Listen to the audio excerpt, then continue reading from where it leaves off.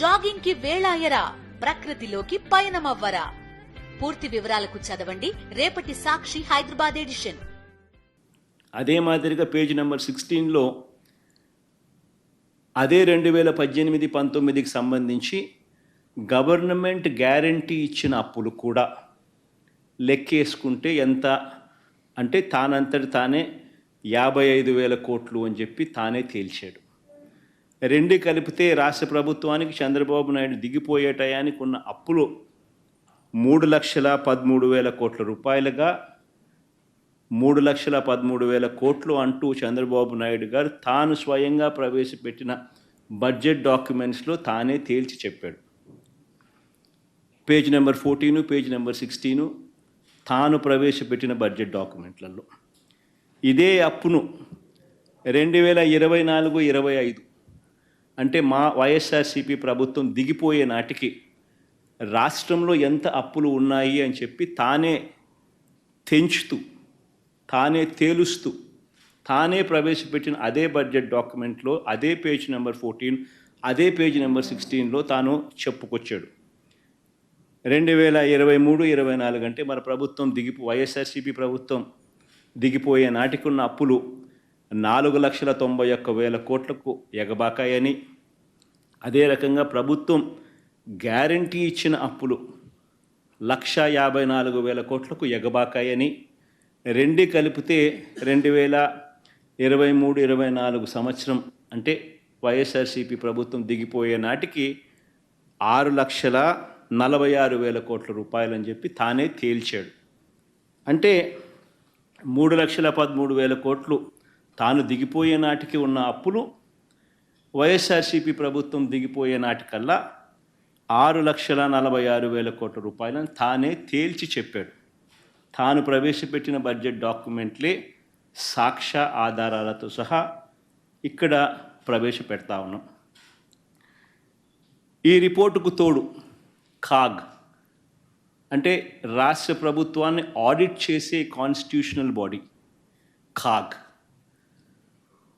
చెప్పిన నివేదిక కూడా ఒకసారి చూసినట్టయితే కాగ్ నివేదిక కూడా ఇదే రాష్ట్ర ప్రభుత్వం ఇదే బడ్జెట్ సమావేశాల్లో కాగ్ నివేదికను కూడా ప్రొడ్యూస్ చేశారు.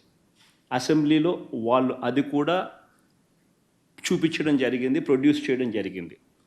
కాగ్ రిపోర్ట్లో కూడా 2023-24 సంబంధించి accounts at a glance page number 18, page number 20 CAG రిపోర్ట్లో page number 18, page number 20 CAG రిపోర్ట్లో కూడా వాళ్ళు కూడా ఇదే నెంబర్ను రాటిఫై చేస్తూ కాగ్ కూడా రిపోర్ట్ ఇచ్చింది. ఇదే కాగ్ రిపోర్ట్ కూడా కాంప్ట్రోలర్ అండ్ ఆడిట్ జనరల్ అంటే రాష్ట్ర ప్రభుత్వాలను ఆడిట్ చేసే కాన్స్టిట్యూషనల్ బాడీ వీళ్ళు కూడా ఇచ్చిన రిపోర్టును రాష్ట్ర ప్రభుత్వం అసెంబ్లీ సమావేశాల్లో ఇదే చంద్రబాబు ప్రభుత్వం కూడా ప్రొడ్యూస్ చేసింది. బడ్జెట్తో పాటు వాళ్ళు ఇచ్చిన డాక్యుమెంట్స్లో కూడా page number 18, page number 20 CAG report 2023-24లో ఇదే ధృవీకరిస్తూ తేల్చి చెప్పారు. మళ్ళీ నేను ఇదే క్వశ్చన్ మళ్ళీ క్వశ్చన్ అది కూడా ఆ రిపోర్ట్ కూడా మేము ముందర ఉంచడం జరిగింది. కాగ్ రిపోర్టు కూడా కింద పైన 2 budget documents page number 14 and 16, కింద ఉన్నవి 2 CAG reports page number 18 and page number 20 ఈ 2 కూడా చూపించడం జరుగుతూ ఉంది. మరి ఇంతకుముందు నేను అడిగినట్టుగానే మరొకసారి ఇదే చంద్రబాబు నాయుడు గారిని ఇవే విషయాలను మరొకసారి మళ్ళీ అడుగుతా ఉన్నా. అయ్యా అబద్ధాలు చెప్పడం ధర్మమేనా అని. ఎక్కడ 11 లక్షల కోట్లని ఒకసారి, 12.5 లక్షల కోట్లని మరోసారి, చివరకు 14 లక్షల కోట్లు అని చెప్పి దాన్ని ఎన్నికల నాటికల్లా 14 లక్షల కోట్లు అని చెప్పి దాన్ని తీసుకొని వెళ్ళి ఇలా తప్పుడు ప్రచారాలు చేయడం ధర్మమేనా అని చెప్పి ఇదే పెద్ద మనిషిని చంద్రబాబు నాయుడు గారిని గట్టిగా నిలదీస్తూ అడుగుతున్నాం. ఇదే మాదిరిగానే చంద్రబాబు నాయుడుకి సంబంధించిన తన ఎల్లో మీడియా ఇదే దుష్ప్రచారాన్ని కొనసాగిస్తూ ఏ రకంగా ఒక వ్యవస్థీకత ఒక ఆర్గనైజ్డ్ క్రైమ్ ఎలా చేస్తారు అనేది ఇంతకు ముందు కూడా చూపించిన, అంటే వ్యవస్థీకృత ఆ, నేరాలు చేసే ఒక వ్యవస్థ వీళ్ళకి మాత్రమే ఉంది.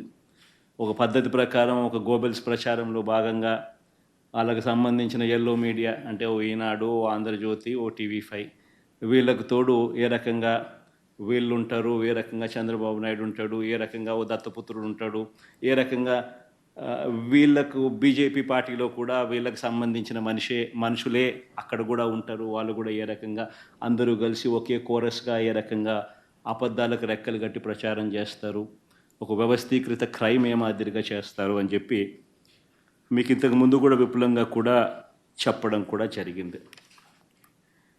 ఆశ్చర్యం ఏమిటంటే చంద్రబాబు నాయుడు గారు తన గుండెల మీద తాను చేతులు వేసుకుని తాను ప్రజలకు సమాధానం చెప్పాల్సిన విషయం ఇది. ఎందుకనంటే అధికారంలోకి వచ్చి 6 నెలలు అవుతా ఉంది. మొత్తం ప్రభుత్వం యంత్రాంగం అంతా కూడా చంద్రబాబు నాయుడు గారి చేతుల్లోనే ఉంది, మా దగ్గర లేదు, మా చేతుల్లో లేదు. 6 నెలల నుంచి మొత్తం ప్రభుత్వ యంత్రాంగం అంతా చంద్రబాబు నాయుడు గారి చేతుల్లోనే ఉంది.